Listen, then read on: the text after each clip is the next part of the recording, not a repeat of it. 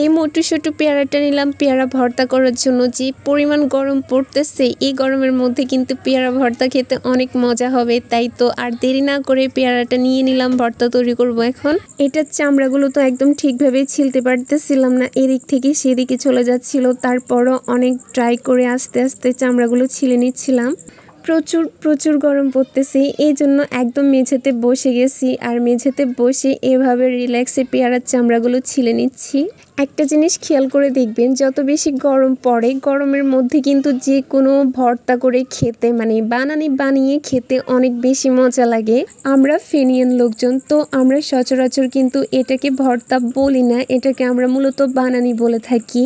শুধু পেয়ারাই না, আম বা দেশীয় যে কয়েকটা ফল আছে এগুলো কাঁচা তৈরি করার সময় এটাকে আমরা বানানি বলে থাকি।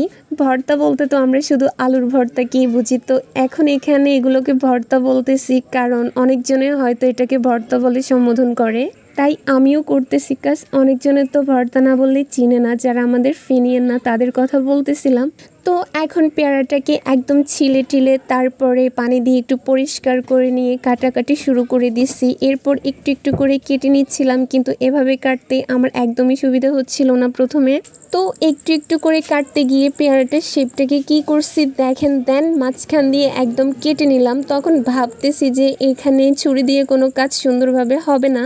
অফ ক্যামেরায় এই মোটু পেয়ারাটাকে বটি দিয়ে কেটে নিলাম, আর খুব ইজিভাবে কিন্তু এটা কাটতে পারছি বটি দিয়ে। ছুরি দিয়ে আমার একদম অসুবিধা হচ্ছিল প্রথম দিকে। বটি দিয়ে কাজ করা অনেকটাই ইজি। দেখেন এই শেপগুলো এখন কতটা সুন্দর আসছে না। পেয়ারাগুলো কেটে নিয়ে এখন এগুলো মাখানোর জন্য এখানে 3 রকমের আচার নিয়েছি। একটা হচ্ছে জলপাই, একটা হচ্ছে বড়ই, আর হচ্ছে তেঁতুল। তারপর দিয়ে দিচ্ছিলাম এই লাল টকটকে মরিচগুলো ধরতে আমার কেমন একটা ভয় লাগতেছে, কারণ মরিচ ধরলে আমার হাত অনেক বেশি জ্বালাপোড়া করে। হাত জ্বালাপোড়া করবে এমনটা হবে তা জানা সত্ত্বেও কিন্তু এখন মরিচটা ধরতে হচ্ছে, আর এগুলো আমাকে নিজেই বানাতে হচ্ছিল। তারপরে সবগুলো একসাথে দিয়ে এগুলোকে আমি একদম ভালো করে মাখাই নিচ্ছি।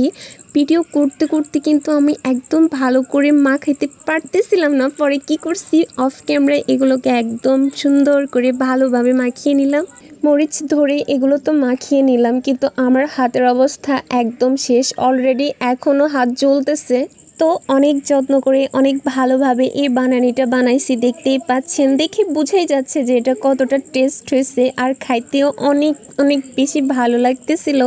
আমার কাছে সব থেকে পেঁপে বানানিটা অনেক বেশি ভালো লাগে, শুধুমাত্র বার্মিজ আচার দিয়ে। এটার স্বাদটাই হয়েছে একদম সব কিছুর থেকে আলাদা। আমরা এখন অনেক মজা করে এই বানানিটা খাচ্ছিলাম। খেতে খেতে অনেক বেশি ঝাল লাগতেছিল। তারপর পানি খেয়েও দেখতেছি ঝাল কমতেছে না, তখন ভাবতেছি যে অন্য কিছু খাওয়া যায়। এটা শেষ করে খেজুর নিয়ে বসলাম। তো এটা খাওয়ার ফলে কি হয়েছে, ঝালটা অনেকটাই কমে গেছে।